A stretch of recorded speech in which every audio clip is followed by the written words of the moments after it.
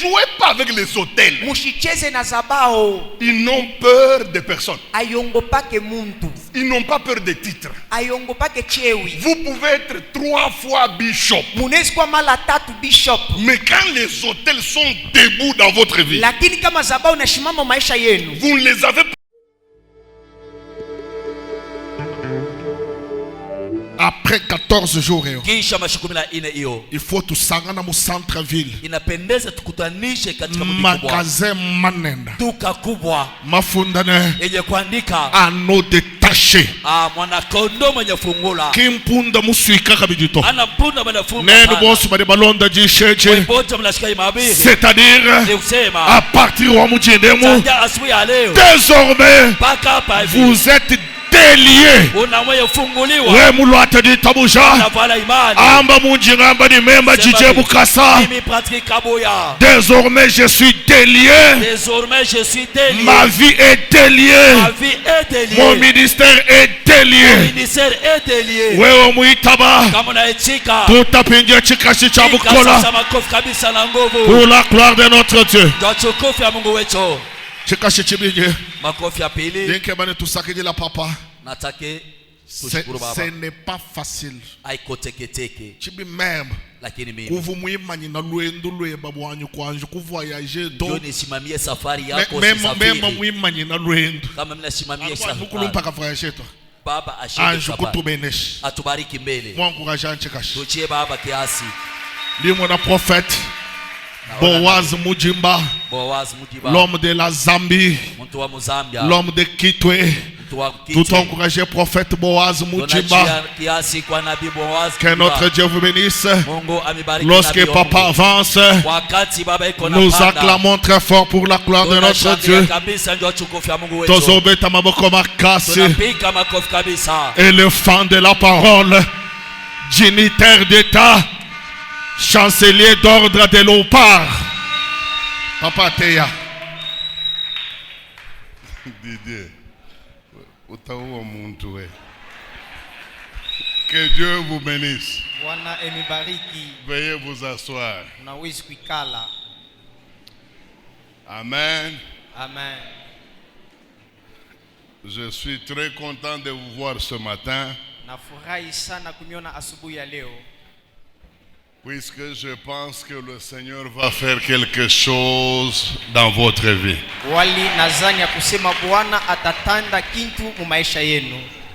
En tout cas, nous avons commencé un enseignement avec vous depuis le mercredi.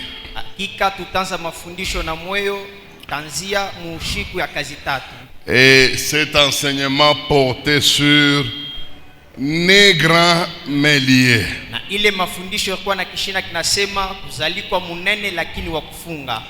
J'ai commencé d'abord par vous donner les différentes significations de ce thème-là.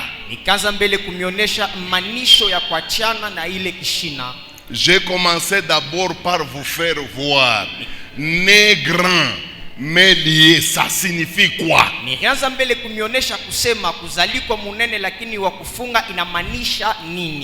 Et je vous ai donné à peu près 5 significations. Et après, nous avons commencé à voir avec vous quels sont les signes qui peuvent vous montrer que vous là, vous êtes appelé un jour à vivre la grandeur.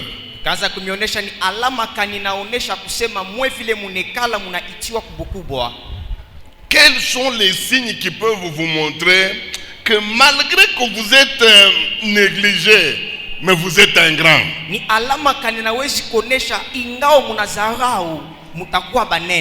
Et je vous ai donné 4 signes. Aujourd'hui, je veux vous montrer comment les grands, tous les grands sont, comment ils deviennent liés, comment le diable s'arrange pour que la plupart des grands aient des problèmes de liens des problèmes de combat dans leur vie. Leo utamionesha kusema ni namuna kani buingi abantu bale bana itiwa kubunene, ingao bunene bwabo shetani anabaweka mankamba. Na leo ndio utamionesha ni namuna kani bale banene bana kutanisha munkamba. Je ne sais pas si je me fais comprendre.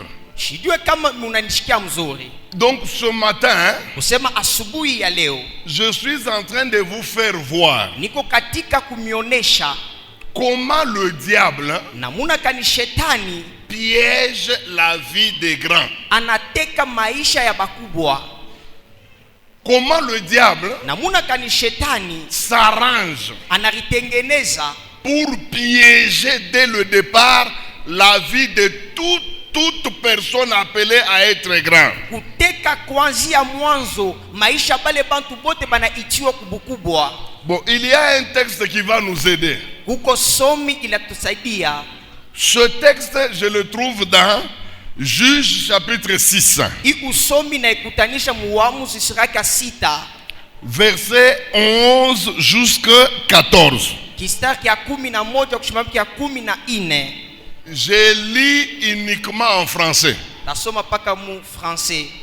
Puis vint l'ange de l'Éternel.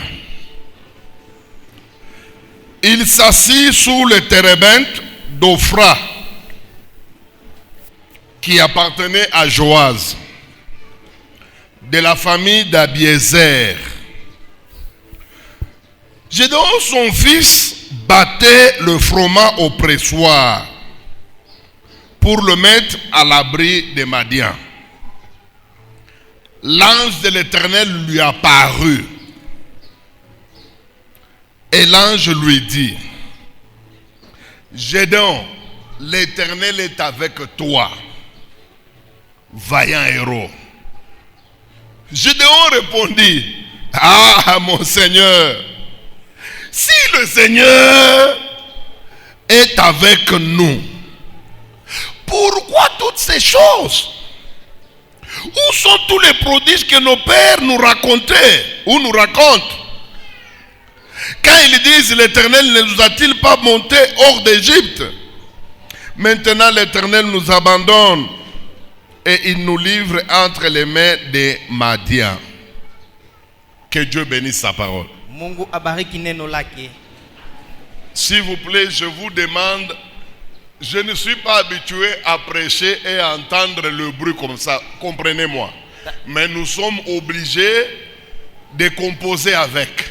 Leo napasha kumionesha sizobele kubiri na makelele vile. Walakini tunapasha pa kuongea vile. Alors moi j'aimerais que même si le bruit nous vienne de l'extérieur, leo napenda hata kama makelele natoka nje, mais je veux qu'au niveau intérieur, napenda umuwekalo qu'il y ait du calme total. Mukue kimya.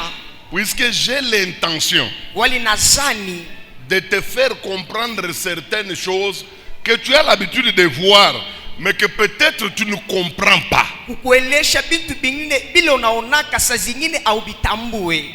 J'ai l'intention niakona ile nani de te faire passer un message ya kukupatia mjumbe qui peut t'expliquer parfois certaines choses qui t'arrivent mais que toi-même tu ne comprends pas. Itakufasilia bintu bingine binakufikia saa zingine wewe mwenyewe ubishikie. Je vous ai dit que ce matin, je voudrais vous montrer quelles sont les choses que le diable utilise pour piéger, pour lier, pour contrôler toutes les personnes appelées à être grands un jour.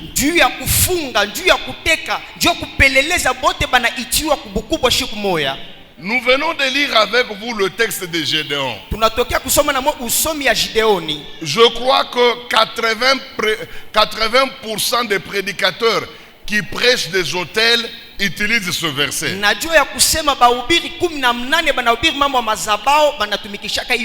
Moi-même y compris. Il s'agit d'une rencontre entre un humain et une personne divine. Cet humain-là, c'est Gédéon. Dieu dépêche auprès de lui un ange. Malaika. Un ange qui symbolisait la présence même de Dieu. Malaika akaanza kuonesha uwapo ya Mungu peke yake. Remarquez les choses qui me font mal. Muangalie kitu kinanifaa mubaya. Quand l'ange s'adresse à Gédéon, wakati malaika anazungumza na Gideoni, il emploie un langage qui étonne. Anatumikisha sehemu inashangaisha. Il lui dit ceci. Anamuonesha hivyo. Vaillant héros. Weye bingwa.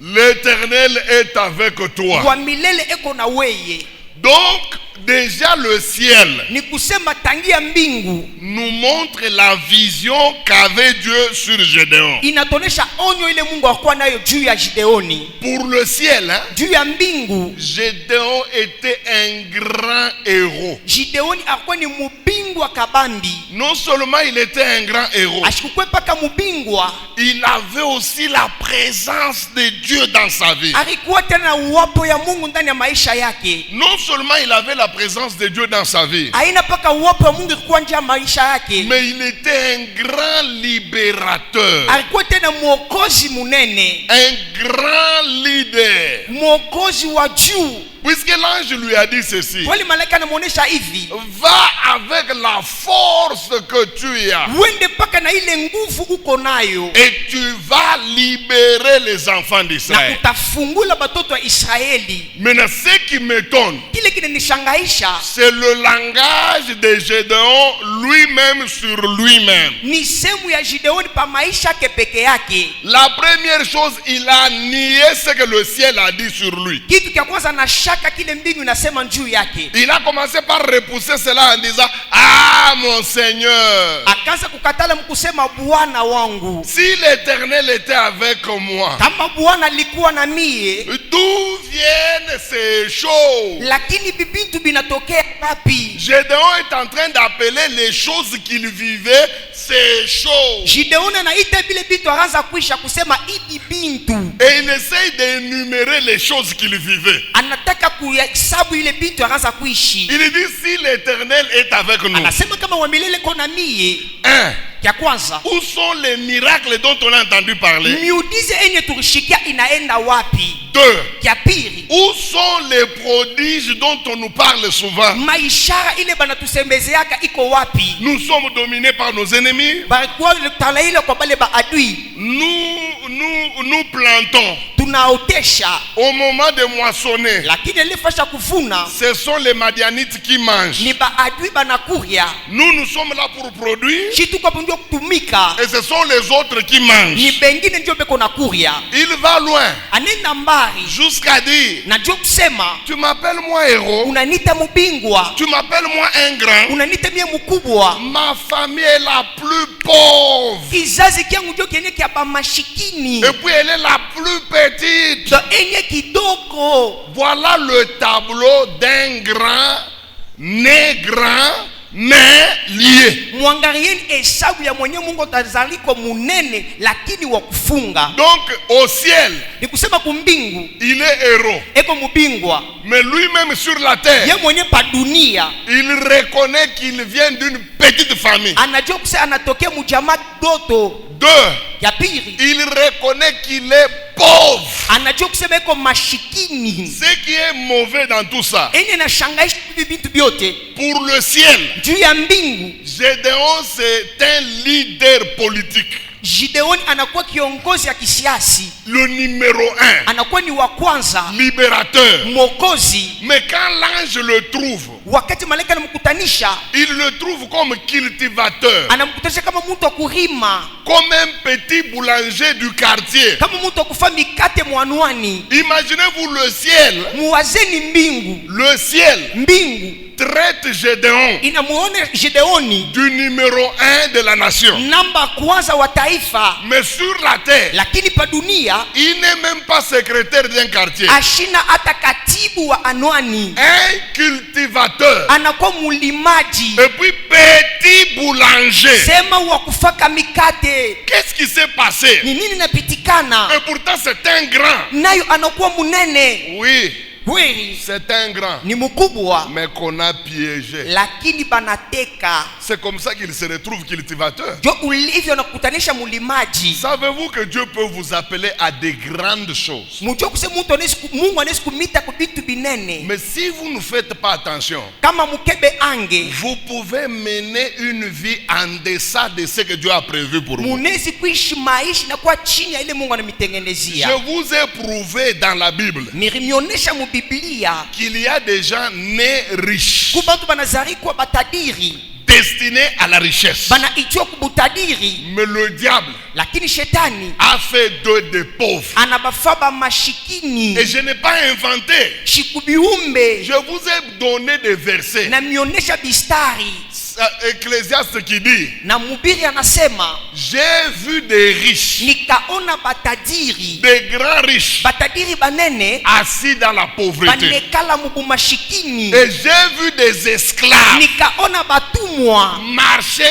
à cheval, banatembea juu ya mpunda, mais les princes marchaient à pied. lakini mwenyewe mfalme anatembelwa mikulu. Sachez que c'est possible. Mujue kusema inawezekana. Ne vous étonnez pas. Ushishanga. Le diable est capable de vous donner une vie qui ne vous appartient pas. Shetani anaweza kubipatia maisha aina yenu. Nous avons lu avec vous dans la Bible Tusoma na mwe mu Biblia qu'il n'est pas bon à un fou d'occuper une grande place. C'est ce que la Bible dit. habiwezekani kwa mashimu apate fashi munene. Mais regardez aujourd'hui, Na mwangalieni leo les pasteurs qui craignent Dieu, bapastori banamwongopa Mungu, les pasteurs qui marchent avec Dieu, bale beko natembea muwaki na Mungu, généralement sont des pasteurs malheureux sur le plan matériel. leo banaonekana bapastori baole pa dunia, Ils mangent mal, banakuria mubaya, ils s'habillent mal. banavala mubaya. Mais prenez les faux. Sasa muone babaya, Les faux, benye babaya ils ont de grosses voitures, beko na magari munene, ils ont de grandes maisons. beko na manyumba kabambi. Pasteur Musenji ndani na nje meko na makuta.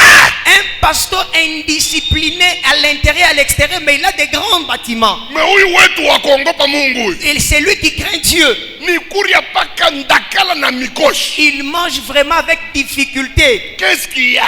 Enye inini kwapo. Qu'est-ce qui se passe? Kinini kinapitikana. Vous devez savoir que le diable a l'habitude de piéger les grands. Mujua kusema shetani eko na mambo ya kuteka bakubwa. Vous voyez Gédéon? Unaona Gideoni, Satan connaissait shetani alijua que c'est un grand leader. aseni kiongozi munene, Il l'a piégé depuis la famille. anamuteka tangia mujama. Donc Gédéon est né Gideoni anazarikwa dans une famille qui devait lui poser des problèmes dans son ministère. mujama, ilipaswa kumfuata tatizo kwa banduku yake. Dans leur famille, Mujama yabo il y avait des hôtels. pourquoi mazabao Ce n'est pas lui qui a construit ça. Ça, il faut enlever de votre tête. mutoshe mukicho na kusema aina yeye ndio kufa ile zabao, Ce n'est pas Gédéon. aina Gideoni. Il a trouvé ça. Anakutanisha yo, Mais ce qu'il a trouvé là lakini kile anakutanisha va rendre impuissant son ministère. itakuisha bila nguvu huduma yake. C'est pourquoi Dieu Jo kwa maana Mungu a dit à Gédéon ceci. anamuonesha Gideoni hivyo, Avant de t'engager dans la mission, mbele kuchukua mipango mukaji, va d'abord dans la maison de ton père. wende mbele munyumba ya baba yako. Il y a quelque chose que moi, Dieu, je suis en train de voir dans cette maison. Kuko kile kintu mi Mungu naona muile nyumba, Dans cette maison, muile nyumba il y a quelque chose qui va s'opposer à toi. kuko kitu kitakupinganisha. Et Dieu lui a dit, va faire deux choses. Mungu anamulisha wende fa bintu biwiri, Renverse l'autel qui appartient à ton père. bomoa ile zabau inakuwa ya baba yako, Et puis détruis le pieu sacré. na tosha mikulu takatifu, Détruis cela. bomoa yo. Ce n'est qu'après avoir détruit Kisha kubomoa que tu peux remplacer par mon autel. unaweza kurudisha pale zabao yangu, Et si tu remplaces, na wakati utarudisha tu peux attaquer avec le ministère. unaweza sasa kuanza na huduma. Chers prophètes, Benye banabii, chères prophétesses, mwe banabii, chers évangélistes, mwe bapasha habari njema, chers pasteurs, mwe bapastori, vous qui êtes dans cette salle, mwe munakuwa mu ekalo, recevoir le ministère, tout le monde peut le recevoir. kupokea huduma huduma wote wanaweza kupokea. Ça ne dépend pas de nous. Hailinganishwe na shehe. C'est Dieu qui décide. Ni Mungu anachukua mipako. Mais réussir le ministère, Lakini kuweza huduma ce n'est pas donné à tout le monde. haina Mungu. Je vous dis la vérité. Na nionyesha kweli. Recevoir le ministère, Kupokea huduma tout le monde peut recevoir. wote wanaweza kupokea. Il n'y a aucune condition. Hakuna kanuni. C'est Dieu qui décide. Ni Mungu anachukua mipango. À qui donner le ministère tel. Nani niwezi kupatia huduma fulani? À qui donner le ministère tel. Nani kupatia huduma fulani? Mais réussir, Lakini kuweza ce n'est pas l'affaire de Dieu. haina mambo ya Mungu. C'est notre responsabilité. Ni madaraka yetu shebenyewe. Tu peux décider Unaweza kuchukua mipango d'être un prophète qui couche avec les femmes. kwa nabii. C'est ta décision. Nabii kunalala na banamuke ni mipango yako. Ce n'est pas Dieu, c'est toi-même qui Haina décides. Mungu, ni wewe. Tout comme tu peux décider Tena unaweza kuchukua mipango que moi je ne jouerai pas avec des femmes dans mon ministère. kusema shitacheza na banamuke muhuduma. Réussir le ministère, hein, Kuweza muhuduma ça dépend de toi. inalinganishwa na weye. Regardez, celui qui a appelé Gédéon, Ula anaita Gideoni c'est Dieu. ni Mungu. C'est Dieu qui lui a donné la Mungu commission. anampatia ile duma. Mais Dieu lui a dit, Lakini Mungu anamuonesha avant de t'engager, mbele ya kuchukua mipango dans ce que je t'ai dit là, ile nakuonesha va d'abord dans la maison de ton père. wende mbele munyumba ya baba yako. Occupe-toi de ces deux choses. Ufanye ibintu biwiri. Renverse. Bomoa. Celui qui devait renverser c'est Gédéon, ce n'est pas Dieu. Ule alipaswa kubomoa ni Gideoni, haina Mungu. C'est à toi de renverser. Ni kwako we kubomoa. Vous savez pourquoi il faut que toi tu renverses? Munajua kwa ajili kani napaswa ubomoe. Puisque si toi tu ne le fais pas, Tu kama wewe uifanye, c'est l'autel qui va te renverser. ni zabao itakubomoa weye. Je te dis la vérité. Na kuonesha hakika Tous les pasteurs qui ont nié le message que je prêche ici, bapastori bote barikatali huduma na ubiri. un jour, Siku moja quand les hôtels se sont mis en marche, wakati zabao ikalamuka, on les a renversés. bari babomoa. Faites attention mes amis. Mukebe angi wa rafiki. Vous pouvez avoir la plus grande onction du monde, Munaweza kuwa na upako ya juu kabisa, mais occupez-vous d'abord lakini mupate kutumikia kia kwanza des hôtels qu'il y a dans votre famille. zabao iko mu majamaa yenu. L'homme qui te parle ici Huyu mtu iko na kuonesha a vu des hommes de Dieu extraordinaires. anona batumisha Mungu ba mastajabu. Moi j'ai vu un homme de Dieu, hein, Mi kaona mtumishi wa Mungu depuis que je suis sur la terre. tangia niko pa dunia. Je n'ai jamais vu un homme qui a un don de guérison comme ce que moi je voyais chez les Balubakati. Shaonaka mtu iko na zawadi ya kutunza na mamiudiza kama kule mirona kubalubakati. Je n'invente pas ce que je suis en train de vous dire. Shiumbe ibi kuna mionesha Chez les Balubakati ici, kule kubalubakati. j'ai vu un homme de Dieu Minkaona mtumishi wa Mungu que je n'ai jamais vu nulle part ailleurs. ule shaonaka hata fashi moya. Je reconnais que Bonke avait un don de guérison. Natambua kusema alikuwa na ile zawadi ya matunzo. Je reconnais que Bonke avait un don de guérison. Najua se Bonke alikuwa na ile zawadi ya Je matunzo. reconnais que Osborne avait un don de guérison. Najua se Osborne alikuwa na ile zawadi. Je reconnais que Idaos avait un don de guérison. Natambua kusema Mais- Idaosa alikuwa na ile zawadi. Aucun d'eux n'égale l'homme que j'ai vu chez les Balouba. Kubale bote nata hakuna ule atashinda ule na Papa, tatu. il avait un don, hein, Alikuwa na zawadi. tellement que son don guérissait, hein. Ulivyo zawadi ikaanza kutunza. Dieu l'a amené au niveau Mungu où, anamtumia kama atua. si vous le rêvez Kama munamulota dans un songe, mpaka mundoto hivi. vous êtes guéri quelle que soit la maladie. Munatunziwa ingao magonjwa. Je vous dis, Namionesha il vivait là-bas à Kinkonjala. akaanza kuishi kule kukinkonda. Très fort. Akowa uwezo. Je ne suis pas autorisé de citer son nom, ça sera l'humilier. Shiruhusu kutaja jina yake, itakuwa ni kumshusha. Un jour, il avait une campagne à Kamina. Siku moja alikuwa na kampani kule kukalemi. Il devait, à Kamina, Kukamina. il devait tenir une campagne d'évangélisation. Pasha kwa ile mkungamano kupasha habari njema. On avait un ancien de l'église Tulikuwa na mzee wa kanisa qui avait eu des problèmes au train puisqu'il était chef train. akuwa na mambo kutrenjwa, akuwa chef train. Il a connu un accident, on lui a coupé la jambe. Anapata musiba bana mukata mukulu. Cette jambe ici, on l'avait coupée. Hii mukulu bakaikata. L'ancien a commencé à porter la culotte. Mzee anaanza kuvala kilote. La veille de la campagne, Bushikwa kukesha ile kampani. L'ancien était en train de dormir. Muzeko na lala. Pendant qu'il dormait, Wakati kona lala. il voit en songe Anona mundoto. l'homme de Dieu là dont je vous parle. Ule mtumishi na mionesha. Cet homme est entré dans sa maison. Ule mtumishi anaingia munyumba yake. Vous savez ce qui s'est passé? Unajua kile kinapitikana? Pendant qu'il rêve, Wakati kona lota. l'homme de Dieu là, Mtumishi ule. une nouvelle jambe a poussé. Mukulu mupya ota. Moi j'ai vu cet homme là. Nikaona ile mambo. Quand nous avons vu l'ancien venir avec 2 jambes, Wakati unaona mzana kwa na mikulu mbili. la première chose, j'ai examiné la nouvelle jambe. Kitu cha kwanza nikaanza kuangalia ile mkulu ya kupya. Elle était identique avec la gauche. Ilifanana paka na ile ya zamani. Avec des poils comme il y en a ici. Inakuwa na manyuno kama huku. J'ai vu moi cet homme là. Mimi naona ule muntu. Mais si je vous montre comment il a fini sa vie, Lakini kama nikamionyesha namuna naisha maisha yake. aucune personne ne voudra être à sa place. Hakuna ule atapenda kuwa pafasi yake.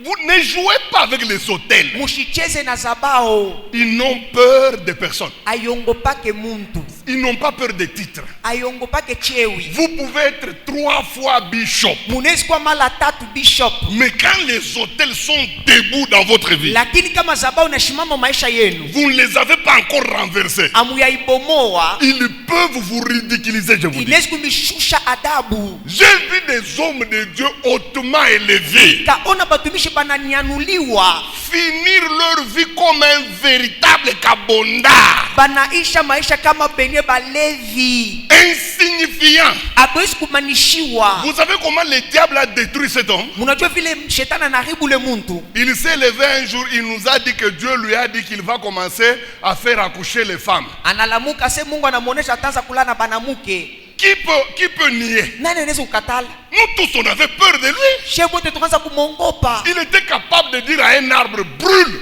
et le feu commence. Akona mweza kusema muchi pate moto na moto inaanza. On le craignait. Bakaanza kumongopa. Tant il avait la puissance. Juu alikuwa na uwezo. Bon, quand il a dit que Dieu lui a dit qu'il va commencer à faire accoucher les femmes, Wakati akisema Mungu anamuonesha anza kulana banamuke. toute l'église a dit Amen. Kanisa yote nasema amina. Or, pour faire accoucher les femmes, il faut faire la science des sages-femmes. Na juu ya kuzarisha banamuke unapaswa kwa ile kisiasi ya basaji femme. Les femmes grosses allaient chez lui. Bale banamuke ba mimba bakaanza kwenda kwake. Première chose, on a commencé à prendre les morts. Kitu cha kwanza sasa bakaanza kusema Il y a les morts. kubeba bafu. Il y avait des morts, les femmes qui allaient vers elle, elles mouraient. Kuko banamuke bakaanza kwenda kwake banakufwa. Parce que ce n'est pas un infirmier. Juu ashikufandi Et pito d'ailleurs, munganga. je ne le méprise pas, il n'a pas étudié, je le connais. Shimuzarau ashikufundake masomo. Les gens ont commencé à mourir en cascade. Batu bakaanza kufa mu ovyo. Il n'a pas arrêté. Ashikwache. Il a commencé à coucher avec les femmes qui venaient mettre au monde. Anaanza kulala sasa na benye banamuke bakaanza kuzala. Chers frères en Christ, Mwenye banduku mu Kristo. écoutez-moi. Munifate. Je sais, Najua. on vous présente le pasteur Ezras comme un pasteur qui méprise les pasteurs. Il est cherche pas pasteur. Banduku yangu ni bongo. Mes frères, Kwani kuambia kitu kimoja. Mu ministère yako. dans ton ministère, Shiku tu utaanza kulala na banamuke. le jour que tu commenceras à coucher avec le femme, Mina kulaka. je te promets, Banda shuka. monte et descends. Utaona vile ministère unafifia na macho yako unaona. Tu verras comme le ministère commencera à régresser. Atone bifuchika bantu babivumbule. Même si tu te caches, personne ne connaît. Même si les femmes avec qui tu couches, Hata beni banamuko nalala nabo. aucune ne dénonce. Hakuna ula tasema. Tout le monde n'est pas au courant. Hakuna ula najua. Mais rien que cet acte-là Paka ile tendo. va commencer à te ronger de l'intérieur. Itaanza kuvuusha ile ndani yako. Utasunguluka saa switi. Tu seras régressé comme du bonbon. Uye nakwambia C'est lui qui te dit ici. ana na 35 ans mon ministère. Il n'a pas 35 ans dans le ministère. Ana na 38 ans mon ministère, Il n'a pas papa. 38 ans dans le ministère. C'est plus de 40 ans. Il a plus de 40 ans. Je connais ce que je suis en train de dire. Najua ikipi kunasema. Muntu wa Mungu tu akeke mukulu mubanamuke. Un homme de Dieu, s'il commence les choses des femmes, Banda shuka. qu'il pleuve, qu'il neige, Utazambalala ni kunakwambia. tu vas être débarrassé. C'est pourquoi Jokwa mana, si tu es là-dedans, kama kumule ndani, je t'encourage à te repentir. na kukankamisha se tubu. Viens ouvrir ton cœur.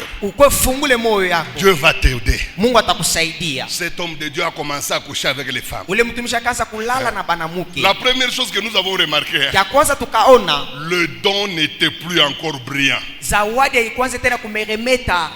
commençait déjà à vaciller. Et puis il a commencé à boire. Depuis Depuis que je suis né, je n'ai jamais vu un ivrogne comme lui. Je lève Satan alimushushe shima papa et qu'on est quand la poste ya kamina anesha kurikoyole. Le diable le fait humilier. Mes chers frères. Oh, le Seigneur, le sang de Jésus est là. Merci, merci.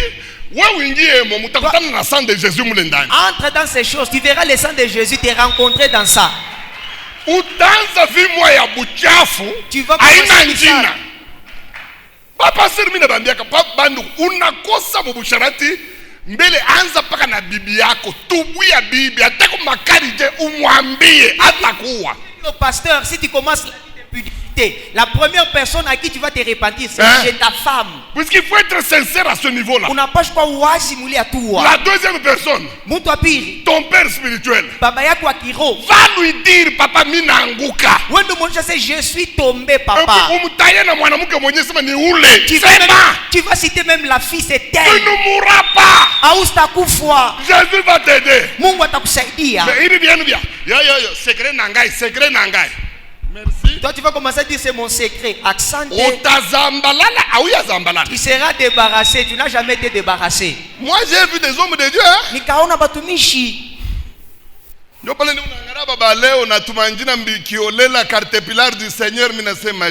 Je vois aujourd'hui un homme de Dieu qui fait dévorer. Je suis tel de Dieu. Ah, la folie.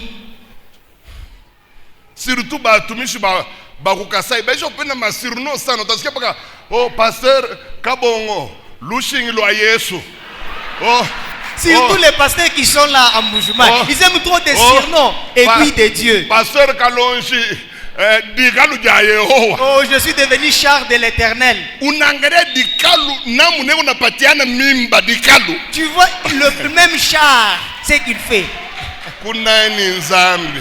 Tu joues avec Dieu. Hein? Tu joues avec Dieu, je suis char de l'Éternel. Char de l'Éternel, c'est avec les scènes de femmes. Vous jouez, hein?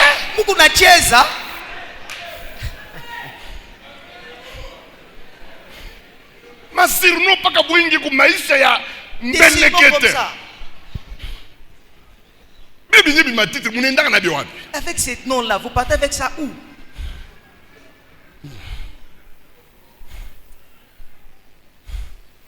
Non, pasteur Kabeya. Ndinkomu jayo. Ndinkomu ya kwanza qu'on a piqué par ma maman présidente Ndinkomu ka toi. Frappe, tu frappes seulement la maman présidente. Maman présidente anazala. La maman présidente accouche. Ndinkomu jayo. C'est ça même le coup de l'Éternel. Tu joues avec Dieu, tu vois Dieu comme ton ami. Seigneur. Bwana. Donne de la crainte de Dieu aux gens. Purifie notre cœur. Sami unisaidie kolwangu Mungu nikufe paka na mama Emily sina na mwataya mambo engine papa. Comme moi, aide-moi Seigneur que je me sers de maman Emily. Garde-moi. Unichunge. Garde-moi. Unichunge. Garde-moi.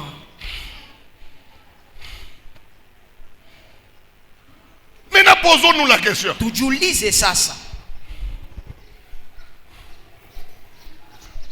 est-ce que le diable piège la vie des grands?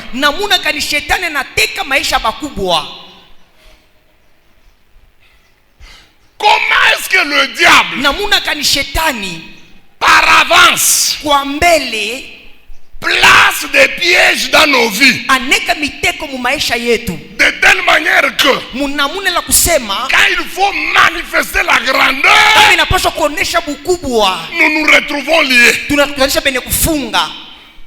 Écoutez,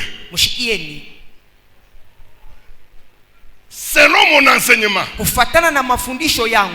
allons, ce n'est pas mon enseignement, selon le sujet que vous m'avez donné. Kufuatana na kile kishina mweye munanipatia.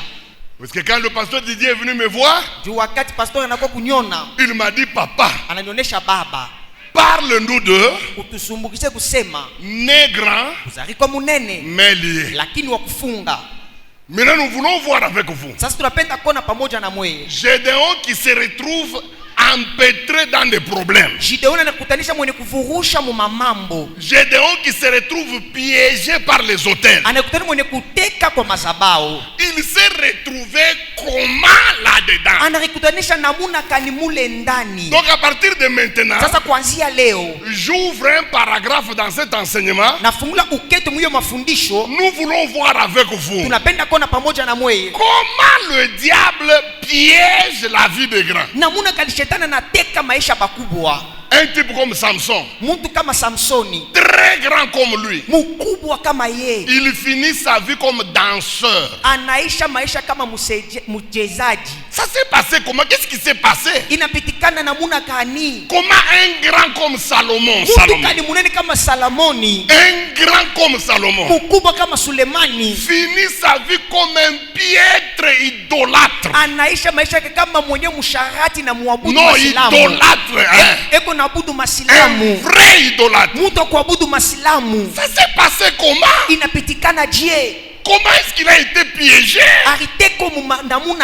pour qu'il en arrive là-bas? Un type comme Judas, choisi par Jésus lui-même, et il y a eu l'appel authentique. Toi et moi, c'est un pasteur qui nous a prêché. Judas, c'est Jésus lui-même qui est allé le chercher. Comment un homme choisi par Jésus finit par trahir Jésus et par pendaison? Qu'est-ce qui s'est passé? Comment les grands sont piégés? Suivons. Selon moi, le diable nous piège avec 10 grandes choses. Chers intercesseurs, chère maman, cher papa de Sion, il y a 10 grandes choses à partir desquelles le diable nous piège déjà avant même que nous soyons grands. Nous nous retrouvons déjà dans des problèmes comme Gédéon.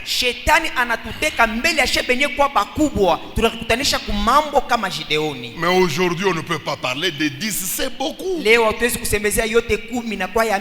On va voir une seule. Et nous allons sortir. Maintenant, cette première chose-là, elle a beaucoup de sous-points. Mes amis, vous voyez tous les grands de la Bible qui ont eu des problèmes. Tous les grands n'ont jamais eu les mêmes problèmes. Jésus a mené son ministère, il n'a jamais eu de problème. Il est mort dans la gloire. Jean-Baptiste a mené un ministère triomphant et triomphateur. Jean-Baptiste n'a jamais eu de problème. Paul s'est converti. Il a mené un ministère foudroyant. Et d'ailleurs, ça me fait mal. Il ne s'est même pas marié. Il ne s'est pas marié. Il n'a jamais couché avec une fille. Toi et moi, nous sommes mariés. Mais nous continuons à coucher avec des femmes. Paul, lui, n'était pas marié. Toutes les impulsions sexuelles là n'ont jamais eu le dessus sur lui. Il est même mort sans toucher à une femme. Toi tu en as deux, hein? Malgré les deux là, tu as seulement des concubines. C'est pourquoi vous ici, les derniers jours, Dieu appellera Paul. Oui, mokonzi. Paul dit, je suis la chef. Tu avais cru à quel âge? Le temps que j'avais cru, j'avais 20 ans. Tu étais marié? Je ne m'étais pas marié. Tu étais mort à quel âge? Tu étais mort avec 86 ans. Tu avais touché une fille? Non. Maintenant toi viens. Kabeheku de Jésus vient. Je t'avais donné, n'est-ce pas, une femme? Jésus va nous juger avec nous. Un type comme Jésus, Jean-Baptiste, Paul, Paulo, il n'était pas marié. Dis-moi là où Jésus avait dragué la femme d'autrui.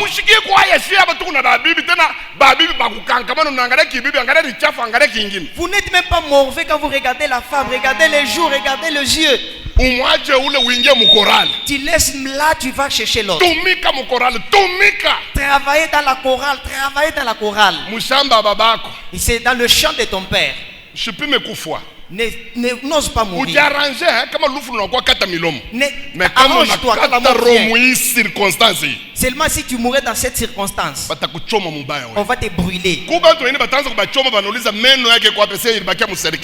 y a d'autres personnes qui vont le brûler. Où est les dents? Les dents sont là-bas. À cause de Bintu Bibaya, on a fait mon kanisa. Dieu protège-moi, mon père. Protège-moi, je te dis. Hein? Je t'aime. C'est pas toi et ma femme. Je vous aime qu'à deux. Les restes ici. Moi, monsieur, seulement toi. Et maman et il n'y a pas d'autre. Il faut que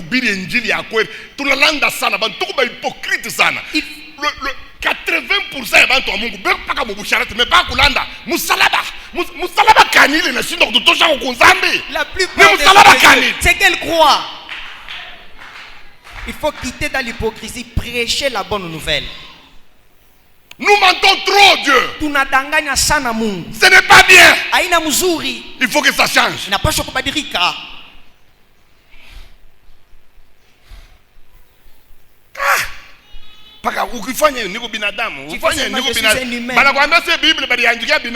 Est-ce qu'on t'avait dit qu'on avait écrit la Bible par de chèvres?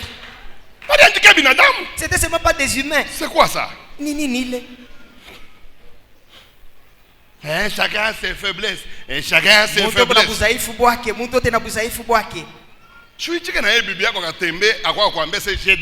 Toi aussi accepte que ta femme va se prostituer. Elle vient te dire j'ai mes faiblesses. Non, vous exagérez, frère.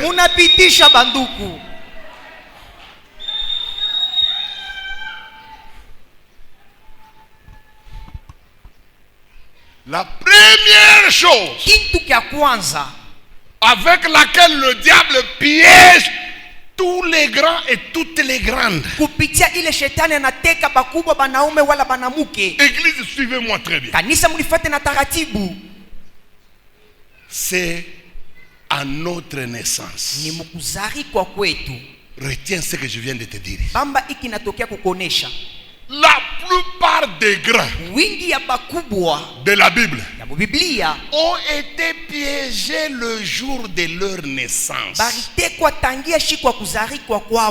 Il y a des choses qu'on a faites sur eux pendant qu'ils naissaient. Et les choses qu'on a faites sur eux sont restées dormantes jusqu'à ce que le grand là va grandir. Et c'est alors que les choses qu'on lui a faites là vont le récupérer. C'est pourquoi vous allez voir dans la Bible, Dieu, quand il voulait envoyer un homme ou un envoyé spécial, regardez dans la Bible, le Seigneur s'arrangeait pour contrôler les conditions de la naissance de la personne. Regardez quand Dieu devait envoyer Samson. Dieu connaissant que Mungu alijua les humains binadamu sont généralement piégés à la naissance, banekalaka bene kutekwa tangia shikwa kuzarikwa. Dieu a donné Mungu akaleta, des instructions analeta maagizo concernant la naissance de Samson. kulinganisha na kuzarikwa Samsoni. Il a donné même des choses qu'il faut faire et qu'il ne faut pas faire. Analeta vitu benye munapaswa kufanya bila bakupaswa kufanya. Demandez-vous pourquoi Dieu donnait tous ces détails. Mujulize namuna kale Mungu akaza uleta bile bintu. Dieu avait peur Mungu akuwa na boka qu'à la naissance, ya kuseshikwa kuzarikwa Samson soit piégé. Samsoni akuwa mwenye kuteka. Ce n'est pas seulement Samson, Aina paka Samsoni, même Jésus, hata Yesu avant que Jésus-Christ ne naisse, mbele Yesu kuzarikwa, Dieu a dépêché un ange Mungu akatuma malaika pour expliquer à sa maman. jo kumanisha kwa mama yake. D'abord, il a donné l'identité du bébé, Ya kwanza analeta anwani ya mtoto, l'ambition du bébé, analeta lengo ya mtoto, et quelles sont les choses que Marie et Joseph devraient à tout prix faire ni bitu kani Mary na Yusufu bakapashwa kufanya pour que la naissance de Jésus soit protégée. juu kuzarikwa Yesu kukuwa kwenye kulinda. Montrez-moi quel est le grand Munyonyeshe ni mkubwa kani qui est né dans la Bible, hein, anazarikwa mu Biblia sans que Dieu ne donne des instructions bila Mungu kumpatia maagizo concernant sa naissance. kufatana na kuzarikwa kwake. Et vous savez pourquoi Dieu se met de la peine Munajua se Mungu anafashia nini ile à préparer la naissance d'un grand? kutengeneza kuzarikwa kwa mkubwa? Il a peur d'une chose, Anongopa ni kitu kimoja, que les hommes kile binadamu ne fassent pas des erreurs, bashifanye nkosa, lesquelles erreurs ile mankosa permettront à Satan itaruhusu shetani de piéger la vie. kuteka maisha. C'est comme ça que beaucoup de grands, Jo vile bamingi bakubwa faute d'avoir observé na kushinda kupeleleza certaines instructions, magizo ingine, certains grands ont été piégés. bakubwa bengine baritekwa. Nous allons voir la vie d'une fille, Tutaona maisha mwanamke une fille bien-aimée de Dieu. mkubwa Une fille bien-aimée de Dieu. mwenye mke baripenda kwa Mungu. Une fille, hein, Ule mwanamke Dieu l'appelle souvent ma fille aînée. Mungu anamuitaka se mtoto yangu wa kwanza mwanamke. Et c'est une fille qui a fait alliance avec Dieu. Ni mwanamke anafa agano na Mungu. Mais ça va vous étonner. Na itamishangaisha Malgré que cette fille ingawa ile fille avait déjà une alliance avec Dieu, alikuwa na agano na Mungu, vous allez voir qu'elle ne restera jamais dans l'alliance. utaona sasa tabakiaka paka mu agano. Cette fille a commis beaucoup de bêtises. Ule mwanamke akafa mankosa mingi. Ça a obligé Dieu de lui pardonner plusieurs fois. Itaruhusu Mungu sasa pa kumsamea. Plusieurs fois cette fille a été... Elle est dans la Bible. Mala mingi ule mwanamke kwa Biblia. Et pour finir, Na hein, juu ya kuisha, pour que Dieu résolve son problème, juu Mungu ajibie mambo yake, Dieu sera obligé Mungu atakulazimishwa d'expliquer à cette fille-là kumanisha ule mwanamke d'où lui viennent des problèmes. ile mambo inatokea wapi. Pourquoi cette fille, Juu ya nini ule mwanamke malgré l'amour de Dieu en elle, ingao mapendo ya Mungu ndani mwake, malgré l'attachement de Dieu à elle, ingao kuambatanisha Mungu juu yake, elle se retrouve toujours incapable d'observer la parole, anakutesha paka ashina na mawezaji ya kufanya neno, incapable de tenir dans l'alliance. ashina na mawezaji ya kubakia mu agano. Pour finir, Juu ya kuisha, Dieu va expliquer le problème, d'où vient le problème de cette jeune fille. Pourquoi cette jeune fille ne se maintient jamais en Dieu? Mungu Pourquoi? atakumanishia kwa ajili kanule mwanamke ashibakie paka mu Mungu. Vous allez voir que tout commence avec la naissance de la fille. Mutaona yote inaanza na kuzarikwa kwa ule mwanamke. Cette fille est mal née. Ule mwanamke alizarikwa mubaya. Kubantu mbalizali kwa mubaya. Il y a des gens qui sont mal nés ici. Nikupatie mbele mfano. We muntu nazalikwa kwa baba. Toi qui es né avec un père, Baba. un père Analala na muloko yake. qui a couché avec sa petite sœur. Weye njo unengia muntumbo. C'est toi qui es entré maintenant dans le ventre. Déjà au cheval non partant. Na wewe mwenyewe hausitakuwa na mwenyewe kufa mambo. Uku mbele mtoto wa mchibinji ya kwanza. Tu es d'abord né dans l'inceste. Uko mtoto wa muadultère. Tu es né dans l'adultère. Tutoto twa hivi shinjoka lekali uisha Jean Baptiste ka Salome. Ka Salome katoto wa Herodias. C'est des genres de filles pareilles. Kenye kutokea kubusharati entre Herode na Herodias. Herodias ni bibi wa Philippe. Philippe ni muloko yake ya Herode. Herode anazala kale katoto. Kale katoto njina yako ni Salome. Kanengia mufeti na ile mabusharati ya baba yake Herode. Kanapika dance moya ya buchafu sana inamubeba roi. Roi anamulaka na kipande ya mukini papa. Juu ya dance mtu anaweza kulaka mtu kipande mukini. À cause de la danse, on promet même une partie du royaume à cette fille. Mais katoto ka vile bena kauliza sema tukuripe nini aseme mulete kichwa cha Jean-Baptiste. Munaona? On pose la question à cette fille, on va te donner quoi? Donne-moi seulement la tête de Jean-Baptiste. Faites attention hein. Mukebe ange. Hii ni exemple tu mina kupika tu shiaenda na wewe mbari. Tungariki mbele mu naissance. C'est un exemple que je t'ai donné. On est avec toi seulement à la naissance. Bari kuzala mbele je. On t'avait mis au monde comment? Ni mamako avec la maman, analala na muyombako, avec ton oncle. Ndio banakuzala. Maintenant on t'a mis au monde. Et puis ile mambo na kuivumbula na âge gani? Et toi tu as connu même ce problème à quel âge? Na 17 ans. Avec 17 ans. Et puis tunaivumbuliaka ni pa ku matushe ya famille. On va découvrir ça à partir des insultes de la famille. Ni pa kuna chokoza wewe uli mwa kwa kuna nani wewe? Tu provoques, toi tu peux dire quoi? Kanyama kabe. Utaishikia? Utaishikia? Njobo bonjo batako informer se unatokea ku mambo mingi. À partir de ces insultes, on va t'informer que tu viens de beaucoup de problèmes. Bale batoto na boba vile busharati papa. Chez ces genre des enfants, l'impudicité. Ekobo. Indikalaka sa ya mudamu. C'est dans le sang. Akinye mukoral katalala na ba president kulala ba conducteur katabaisha bote. C'est là que dans la chorale. Kisha kubaisha kanaanza kubadicter. Bakisikilizana nasema dimanche bataimba Yesu Mokozi. Koka kitokelea se atuchanger mwimbo. Unaona conducteur a fait ah oui.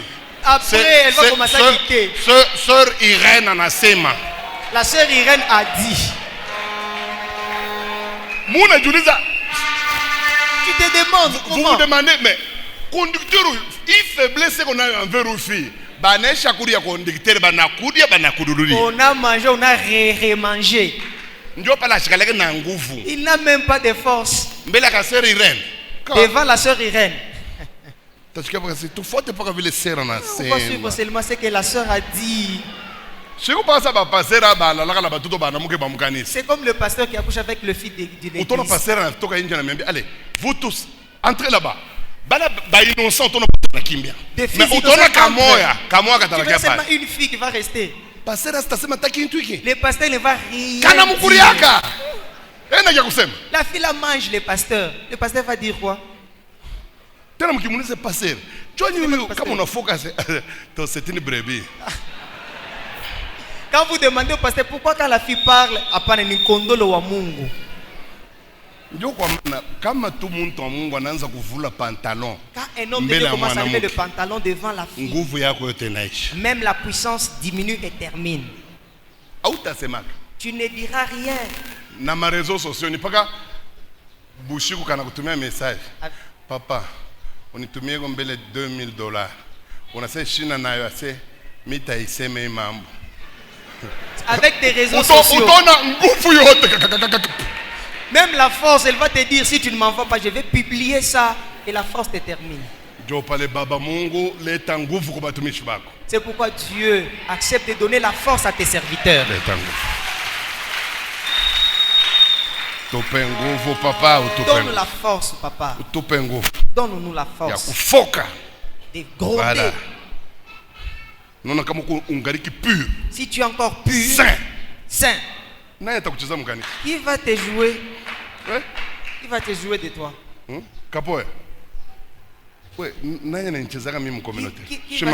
Qui peut se jouer de moi dans la communauté? Moi.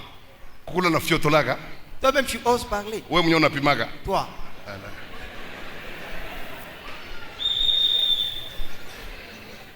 Vous voyez déjà des enfants pareils. Quand tu les dis ferme la bouche avec sainteté, ils ferment. Partout. Il m'accompagne partout que je pars. Un enfant comme ça. Comme 3h du matin, chargeur na mukose on a quoi papa, est-ce que je peux utiliser ton chargeur à fongole mulango à côté modada? Unamuua. Anakuwa kukulomba chargeur comme ça. Tu l'as tué. Mais kama kunona paka butakatifu fasho teka na kupeleka na yeye sitachezaka mu ministère parce que c'est papa nangai azalaki mutu ya boy. Mais s'il observait la crainte, s'il observait la crainte, même dans son ministère, il se dira mon père c'est un père juste.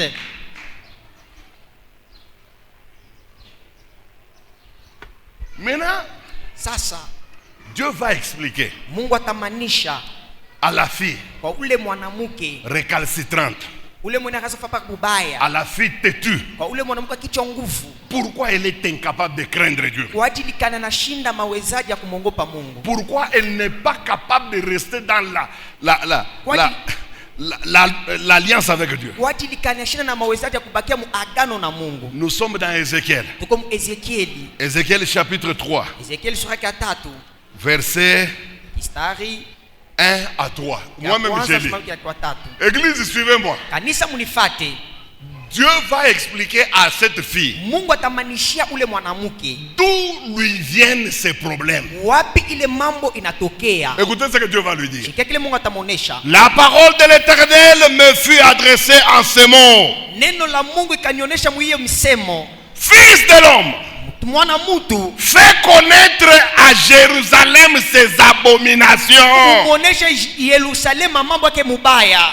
Donc en quelque sorte, hein, fils de l'homme, mwana mutu, révèle à la fille qu'on appelle Jérusalem. Umufunulie mwanamke banaita Yerusalemu. Montre-lui d'où viennent ces difficultés. Umuoneshe ni rufasi kani natokea maole yake. C'est une fille que j'aime beaucoup. Ni mke napenda kabisa. C'est ma fille aînée. Ni mwanamke wangu kwanza. Je l'ai aimée. Nikamupenda. Je l'ai choyée. Nikamsaidia. Je l'ai soignée. Mais elle ne se garde jamais. Pour quelle raison? Écoutez. Tu lui diras. Ainsi parle l'Éternel à toi, Jérusalem. Écoutez. De par ton origine et ta naissance, tu es du pays de Canaan. De par ton origine et ta naissance. Peut-être toi tu ne connais pas. Mais moi Dieu, je te connais ma fille. Tu as des origines cananéennes. Écoutez, ton père était un Amoréen. Et ta mère était une Étienne.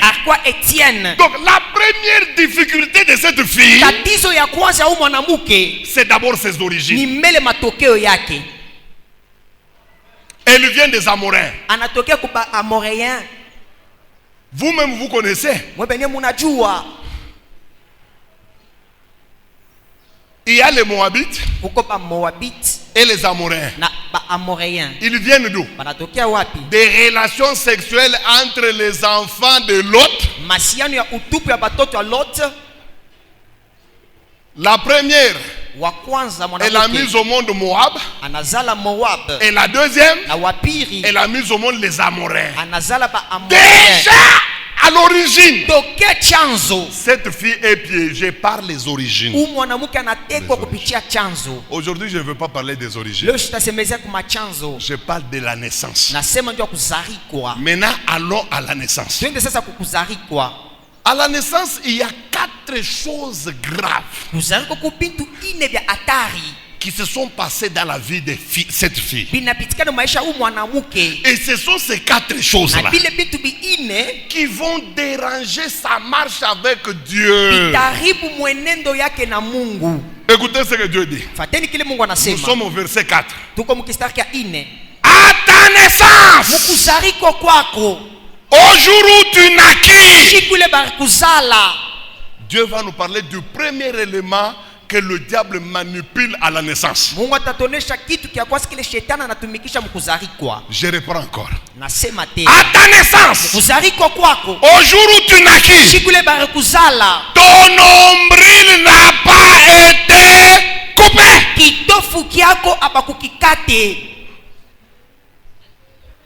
Frère, surtout nous les Africains, il y a 4 choses que nous qu'on utilise par le diable pour nous piéger. Le premier, c'est le nombril. Vous savez, le nombril, c'est quoi?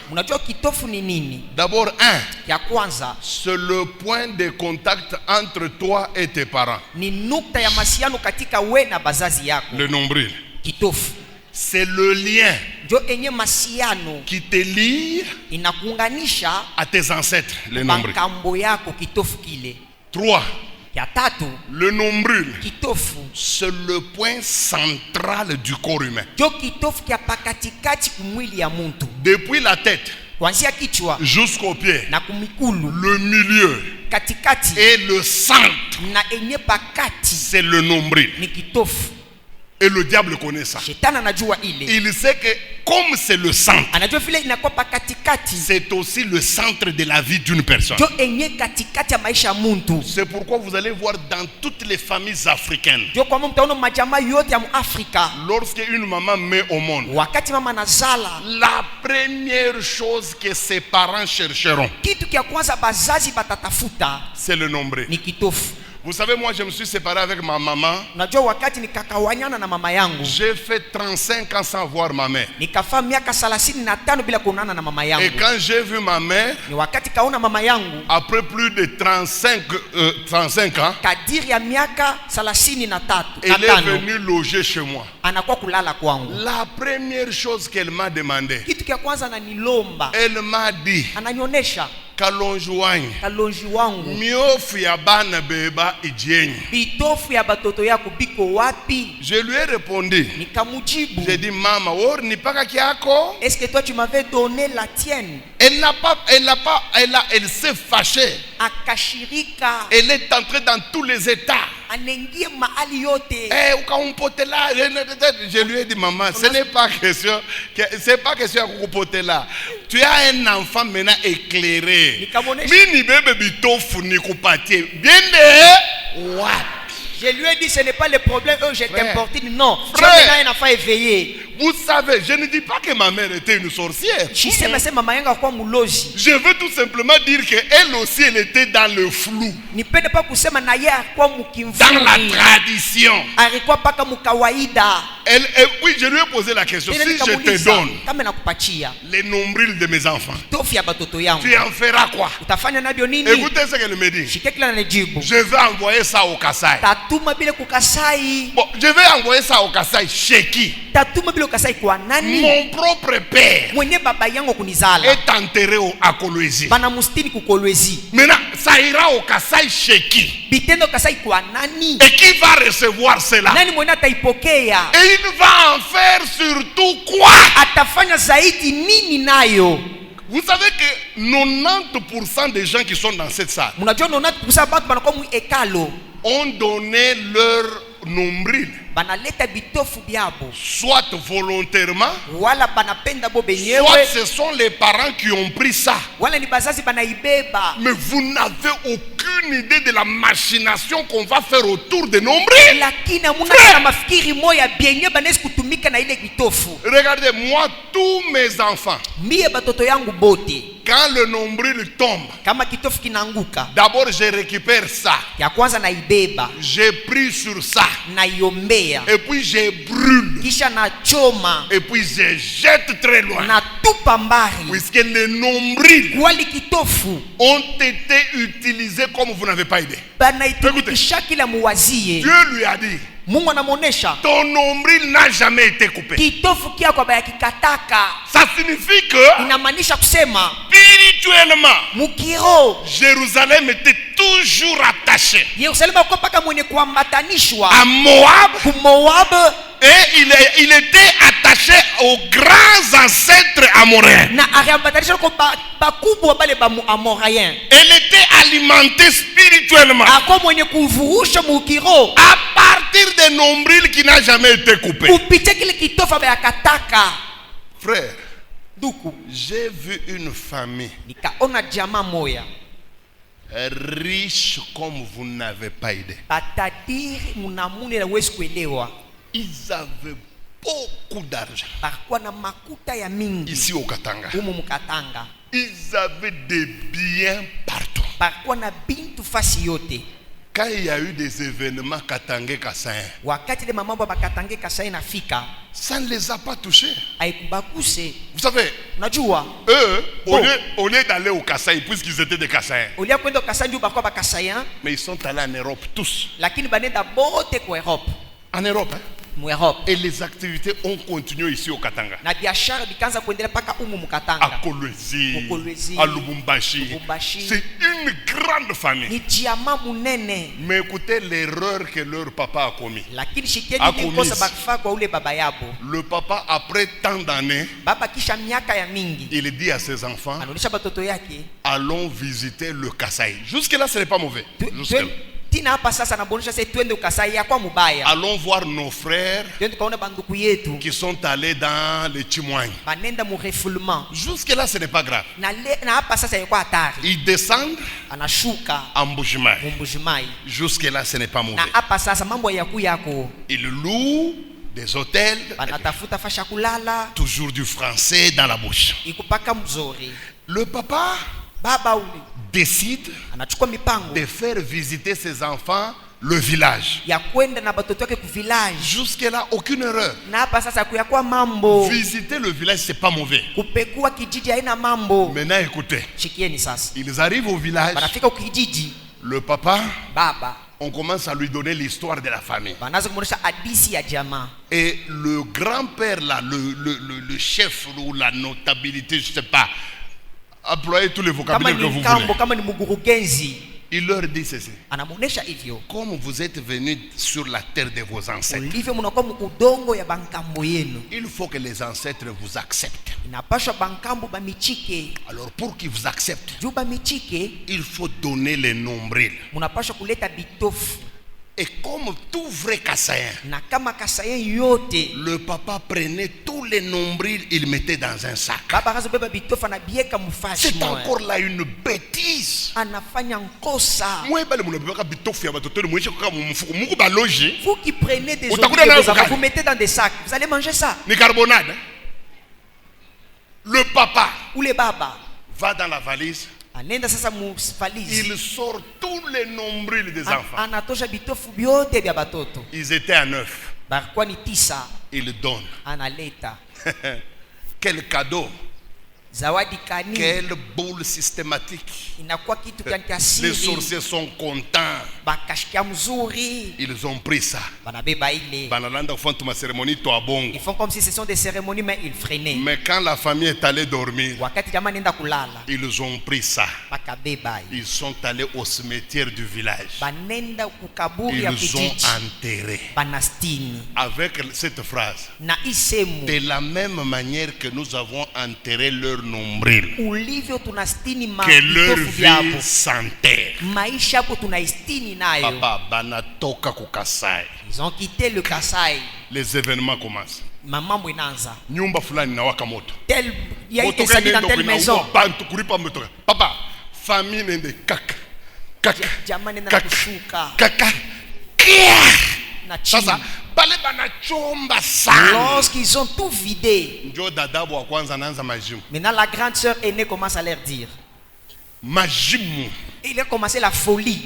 Après dadabu wa kwanza. Après la grande sœur Wapi aînée, majimu. la puinée aussi. Frère, jouez avec les nombrils. Vous Chese allez na regretter. kitofu. Toi, où est-ce qu'on a mis ton nombril? We bareka kitofu kyako wapi? Vous savez, à Kamina, Unajua kukamina, nous avons vécu avec un frère. tukaishi na nduku moya. Je n'ai jamais vu quelqu'un souffrir comme lui. Shaunaka mtu anateseka kama ye. Il souffre. Frère, c'est que les Kassaïens appellent Dikenga Diampusu. Une souffrance inouïe. Kile banaita kwetu ase mateso ya mpushi eko nateseka bya kweli. C'est vrai, il arrive que nous tous nous souffrons. Ibya Mais kweli ce sheko qu'on tunateseka. voyait chez le frère, Lakini tuanza kuona kwake. non, non, ça sortait de l'ordinaire. Ile kaanza Mais kutokea un frère engagé, ni mwenye ule un frère qui mtu aime Dieu, anapenda Mungu. mais un malheureux Lakini C'est là où le don de prophétie aussi est très important. Nous avons reçu un prophète qui est venu de Kaboto. Un prophète là, il regarde le frère comme ça. Il lui dit en Swahili, ouais, mate soyako we. Ta souffrance à toi Inatoka kukitofu yako. vient de ton nombril. Il lui dit ceci. Namonesha hivi. Unaona baba yako. Regarde ton père. Alibeba kitofu yako. Avait pris ton nombril. Anekijika. Il est parti l'enterrer Kumukini yenu. dans votre village. Et puis alikupa njina ya masusu. Il t'avait donné le nom de Masusu. Frère anaanza kuria. Là le frère a commencé à pleurer. Masusu en kilobakati. Masusu en kilobakati. Ça signifie dikenga. Inamaanisha mateso. Et puis le prophète lui dit, si tu pars dans votre village, tu vas trouver un arbre qu'on a déjà donné les noms par ton père de Masusu. Le frère a pleuré comme un enfant. Il a pris le ticket. Il est allé au village. Il arrive au village. Il trouve que son père était au champ. Il demande aux enfants. L'arbre, ça s'appelle comment? Masusu. Jina yake baba kanaiweka muchi. Son nom on a donné un arbre. Anajika kule chini ya muchi. Il a enterré l'ombril en dessous de cet frère arbre. Shikongo ata baba ki arudi. Il n'avait même pas entendu que son père rentrait. Anakata yote. Il a tout coupé. Papa, anafika kule chini. Il est arrivé là en dessous. Anakuta sachet. Il a trouvé un sachet. Muko damu. Dans cet sachet, il y avait de sang. Yajipo kukauka. Il n'était pas d'abord séché. Vous n'avez jamais vu des sorciers. Ses frères a pleuré comme un cochon. Lorsque son père est rentré du champ, il a commencé à gronder tout son père. Ah, c'est moi je rentre à Kamina. Essaye de m'ensorceler, tu verras. Il rentre à Kamina. Kamina. La vie s'ouvre. Aujourd'hui c'est un grand. Il est très grand ici au Congo. Très très grand. Mais on l'a eu à partir de quoi? Nombril. Faites attention mes amis. Vous qui avez déjà pris des ombrils, vous avez donné aux parents, vous avez tué les enfants. Regardez comme tes enfants sont. C'est comme s'ils sont en train de travailler avec des mazoutes. C'est quoi? Ces ombrils que tu as laissés à Bunkeya,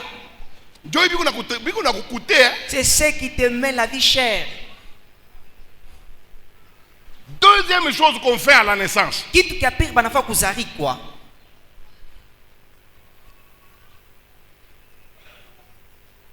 c'est le nom qu'on donne à la personne. Vous savez, nous recevons le nom qu'à la naissance.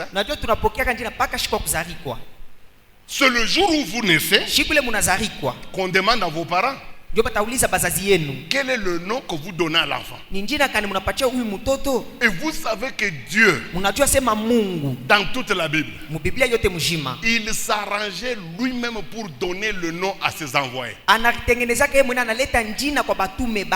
Le nom de Jésus, ce n'est pas un nom de famille, hein?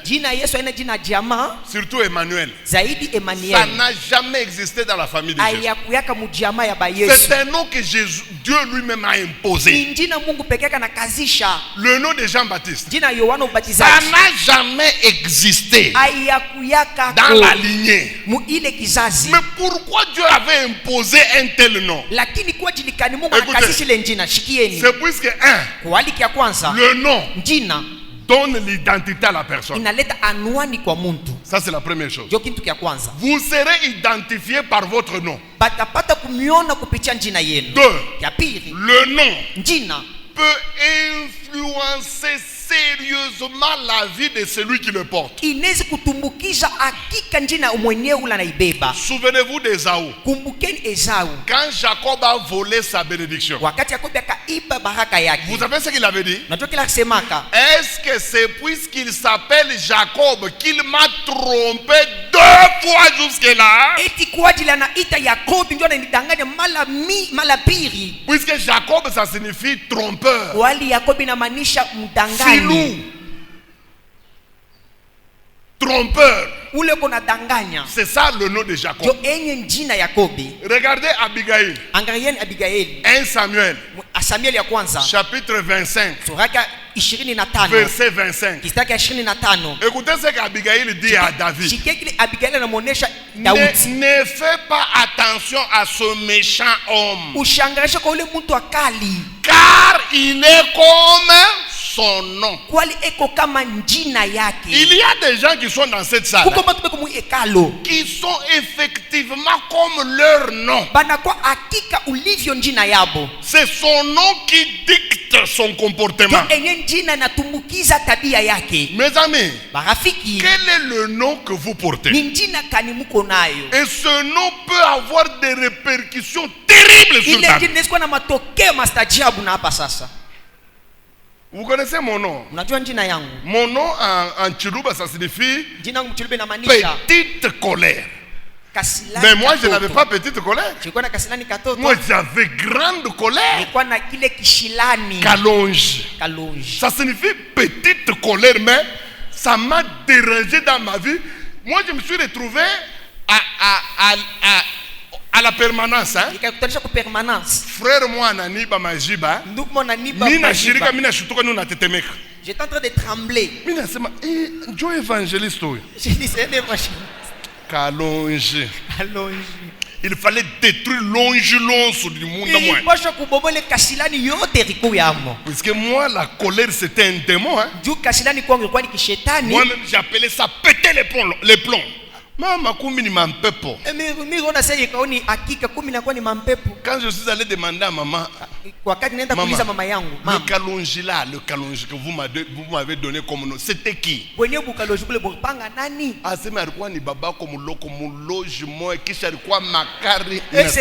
C'était ton oncle paternel. C'est ce qui me fait souffrir aujourd'hui.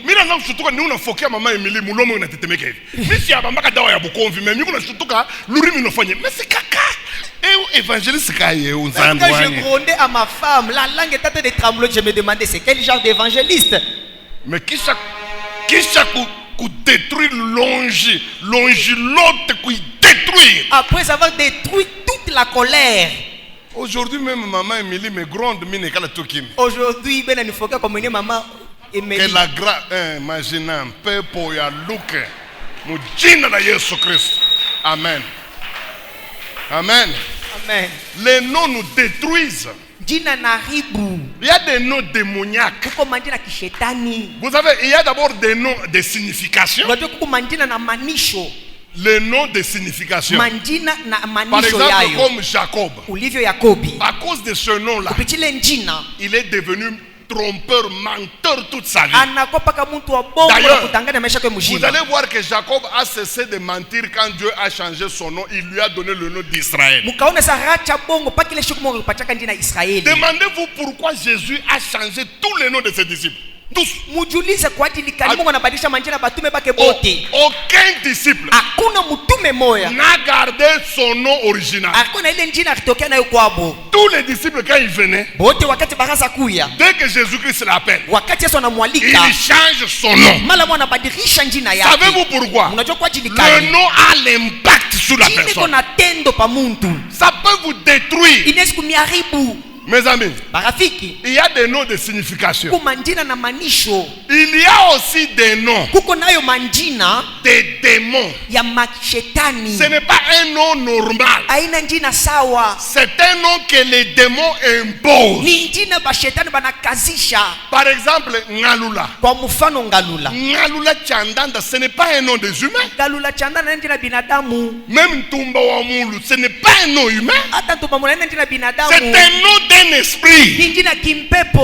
Alors, les Tchanda, c'est qui chez les Kassans? Ce sont les enfants qui viennent soit après 4 garçons ou après 4 filles. Alors, comme lui sera d'un autre sexe, déjà les démons ont prévu un nom pour un tel enfant. Chanda ni njina mtu anakuwa kisha banaume ine wala banamuke ine na bashetani banatengeneza njina ndio mtu atakuwa mwile matua. Regardez ce que le diable a fait. Angalia kile shetani anafanya. Tellement il est puissant. Ulivyo anakuwa na uwezo. Toutes les tribus du Congo, majiama na makabila yote ya Mkongo, le diable a choisi des noms pour les jumeaux. Shetani anachakula manjina ndio bampundu. Dans toute tribu, mu makabila yote, vous ne pouvez pas donner n'importe quel nom à un jumeau. amwezi kuleta njina yoyote ku bampundu. Il y a déjà un nom démoniaque déjà prévu. Kuko njina kishetani basho kutengeneza Chez les Kassaïens de Mbujimayi, kubakasai ba kumbujimayi. quand tu fais deux jumeaux, Kama unapata bampundu, le premier doit s'appeler Mbui. wa kwanza anapaswa kuwa mbui. C'est une loi. Olinga te. Ni kanuni, upende usipende, Mbui. ni mbui. Le deuxième Wa pili doit s'appeler Kabanga ataitiwa kabanga ou dans d'autres clans Sanza. wala sanza, Les deux là. wala ile manjina mbili. Mais les Kassaïens de Kananga, Bakasaba ukananga, le premier wa kwanza doit s'appeler Chibouaba.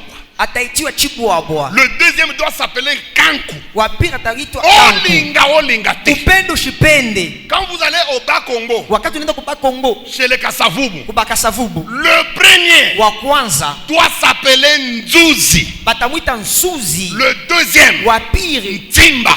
ndiba. Olinga te. Upende usipende. Quand vous allez au Bandundu, Kama unaenda kubandundu chez les Fayoulou, kubule kubafayulu, le premier wa kwanza doit s'appeler Mbo. ataitiwa mbo, Le deuxième wa pili doit s'appeler Mpia. batamwita mpia.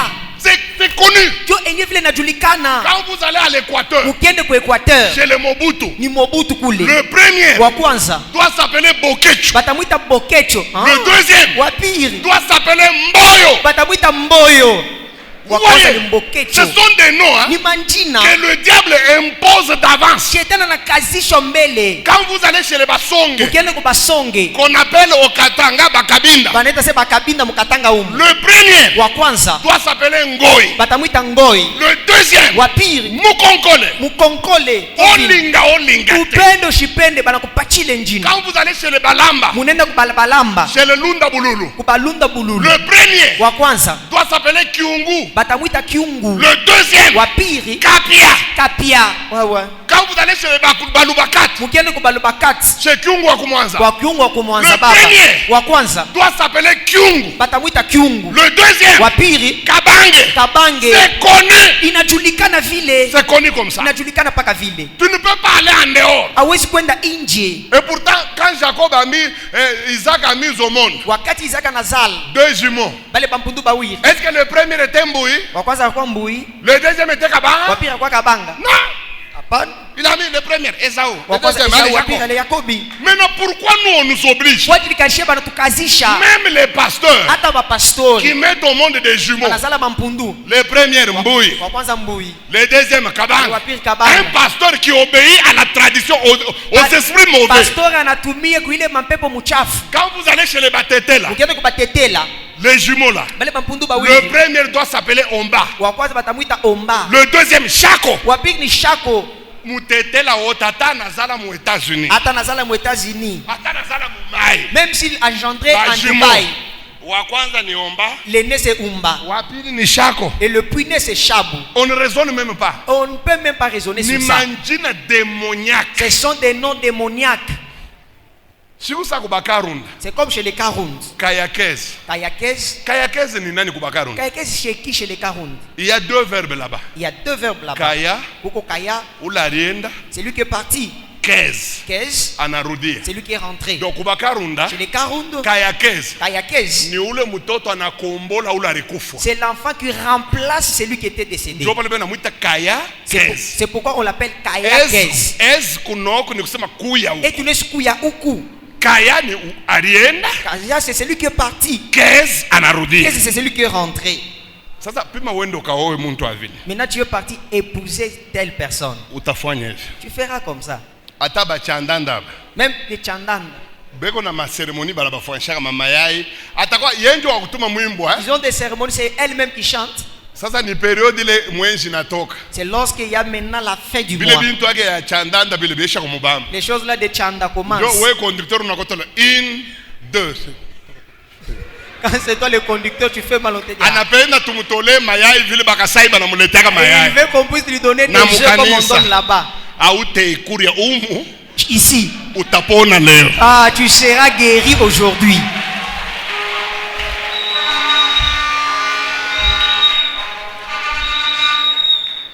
Muntu unaenda kwa mujinga. Tu es parti Unaya épouser mujinga. Ni Mujinga, c'est qui? ule muntu alizalikuwa na maintestin mujinga. C'est lui qui est né dans l'intestin. Utafanya Tu feras comme ça. Tunekalaka mbele kibengo moya. Ils sont même têtus. Mambo tukiloko hivi sasa. Un peu de problème. Aba kunichoke minenda kwetu Moi minenda. je pars chez nous, hein. Bon, unafunga ro unamwacha. Tu la laisses. Une semaine c'est Laurent. Après une semaine, Laurent. Unafunga tu roi uko kunitafuta. Donc tu as même un cœur, tu n'es venu même pas me chercher. Kwa mwikala mushinga, jingako. Ah, toi-même tu es mouché, ou dit jingue ou mwenyewe. Udijinge? Nikutole na mayai ile ulikulia kwenu hii ene nyongeze na mkwe. Ce que tu as mangé chez vous ne te suffise pas, il faut que je te donne aussi. Mi utelijinga niko nakwambia. Moi chez moi, tu vas te jinga.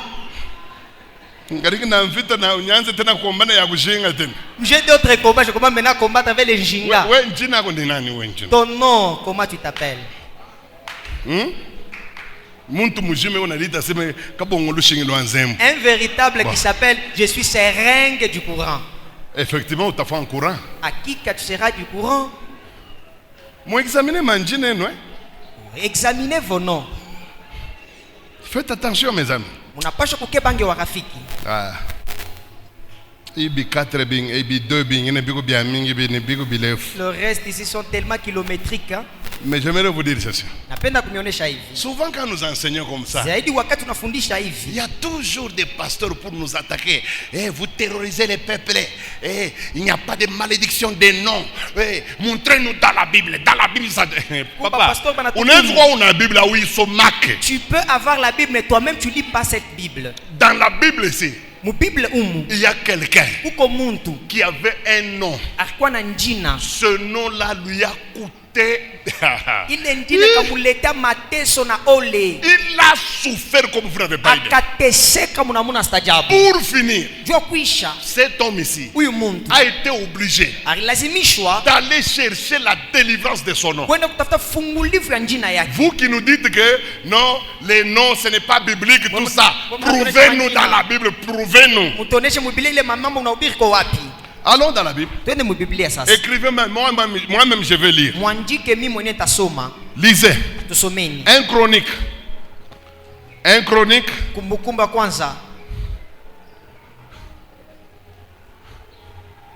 1 Chronique. Chapitre 4. Verset 9 à 10. Vous y êtes? Je peux lire? Maintenant, regardez-moi, c'est moi qui lis. Jaébet était plus considéré que ses frères. Dans d'autres versions, il est dit ceci. Jaébès était très talentueux plus que ses frères. Mais vous allez vous étonner. Cet homme qu'on appelle Jaébès, malgré les talents, malgré le potentiel, il était en train de ce que les Kinois appellent abandaki ko tout abordir. Souffrance inouïe. Mateso ila yaonaka. Des souffrances qu'il n'a jamais vues. Vous savez son nom Jaébès, ça signifie quoi? Je suis allé dans le dictionnaire biblique. J'ai trouvé que Jaébès signifie 4 choses. Souffrance, limite, douleur et malheur. C'est ce que signifie le nom de Jaébès. Maintenant écoutez l'histoire de ce nom. Je répète, ne lis pas, n'interprète pas. Jaébès était plus considéré que ses frères. Sa mère lui avait donné le nom de Jaébès en disant: c'est puisque je l'ai enfanté avec douleur. Ununa aba mama bo baengalaka kama nangara film ya porno, kama nangara kama ni film ya novelas. Vous voyez des mamans qui observent des films un peu comme ça. Muko ka héroïne kamoya mwile film. Il y a un peu de na mimba. Anangara film ya Dona Beija sana pala anazala mtoto anampanga njina se Dona Beija. Jo bumbafu ya mama boyo naye. Elle a souffert avec la grossesse.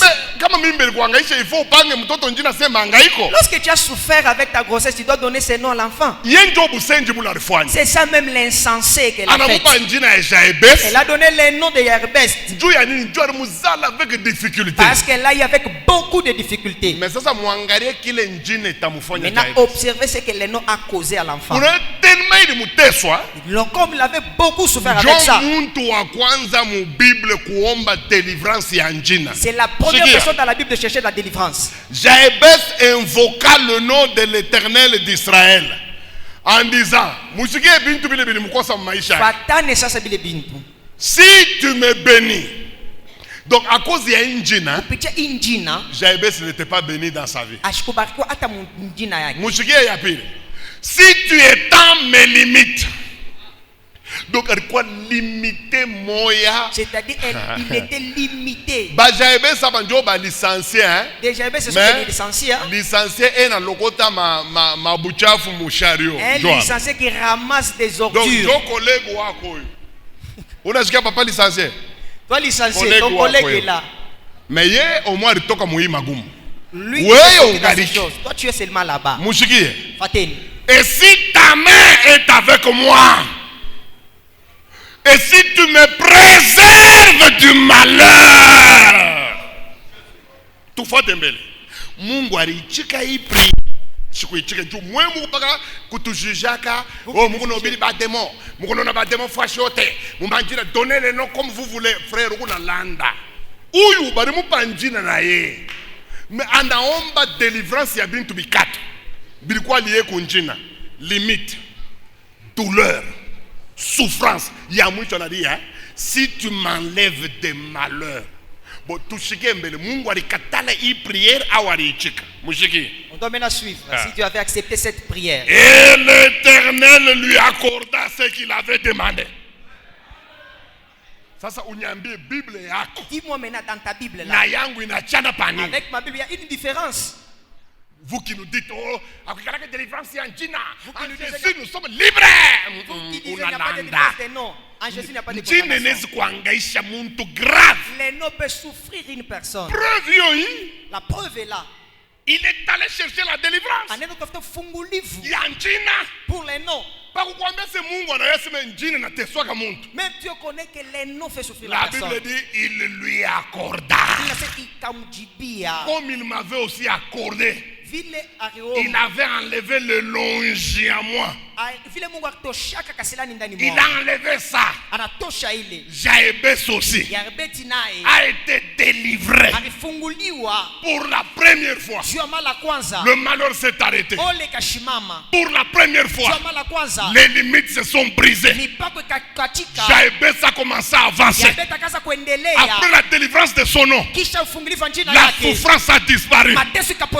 Ce matin, le Dieu de la Bible fera la même chose que ce qu'il avait fait dans la vie de Jabes. Même si on t'appelle Didier Makenga, aujourd'hui le Seigneur va enlever tous les Makenga. Même si tu as un nom démoniaque, le nom de Mboui, le nom de Kabanga, le nom de Kanku, de Chibuabwa, de Kayakes, aujourd'hui les anges vont enlever cette malédiction là. Ce matin ici, nous allons vivre la main de Dieu, car Jésus lui-même va descendre dans cette salle. La Bible dit, il a apparu afin de détruire les œuvres du diable. Le nom démoniaque est une œuvre du diable. Le nom diabolique est une œuvre du diable. Aujourd'hui, si vous croyez en lui de tout votre cœur, il va vous sauver. La Bible dit, vous tous qui êtes chargés et fatigués, venez à moi, je vous donnerai du repos. Ce matin, Jésus va nous nous donner du repos. atatupatia pumuzi. Je ne sais pas de quelle famille tu viens. Sijui mjamaka Je unatokea. ne connais pas quelle est la cérémonie qu'on avait faite à ta naissance. Sijui ni marifu kani bafashi kwa kuzalika Mais kwako. Jésus Lakini Yesu est dans cette salle eko mwekalo pour vous délivrer. kwa kumifungula. Pour vous Kwa délivrer. kumifungula. Le mot délivrance, Na ile sehemu ce n'est mfungulivu pas un mot mondain. haina kitu inatokea mumwoni. Ça se trouve dans la Bible. Inarikutanisha mu Biblia. La Bible dit, Biblia inasema l'Éternel m'a oint wa milele ni paka pour annoncer la bonne kwa nouvelle kupashwa habari njema aux malheureux, kwa batu ole, pour proclamer kwa kutangaza l'année mwaka des grâces et de la liberté, ya neema na uhuru, et pour renvoyer najua kutosha les captifs libres. wote beko mugereza. Ce matin, Asubuhi ya leo vous serez délivrés. mutafunguliwa. Leo, Aujourd'hui, hata kuna njina ya kimpepo même je, si tu as un nom qui est démoniaque de quelle marque, utapona. tu seras guéri. Hata kuna malaria je, Même si tu as quelle maladie, cancer, cancer, utapona. tu seras guéri. Sida, Sida, tu utapona. seras guéri aujourd'hui. Ah, tenez-vous debout. Munesi kushimama.